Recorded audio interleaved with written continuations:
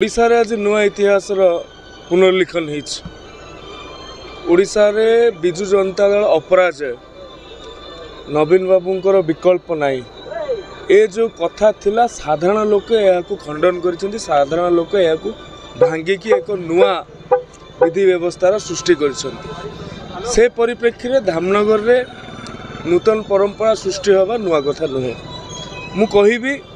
ए विजय प्रभु जगन्नाथंकर विजय ओडिशार ए विजय ओडिया अस्मिता ओडिया स्वाभिमान ओडिया पणर विजय ओडिया पखाड़ कसार विजय ओडिया लुंगी गामुछार विजय मु कहिबी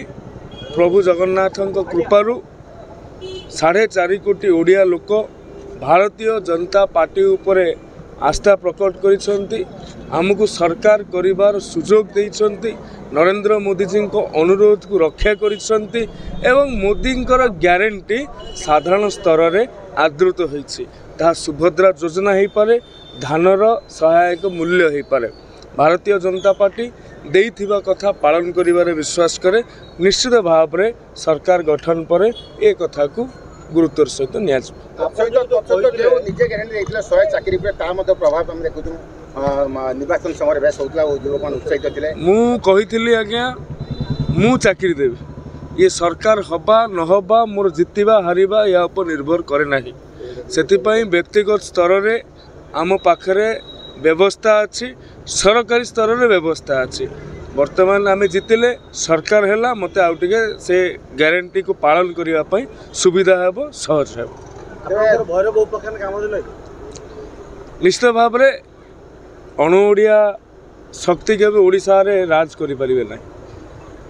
सेमान आमको चाहूले विधानसभा रे पुरई न दवापाई आज ओडिशावासी ओडिशा रे पुरई देले ना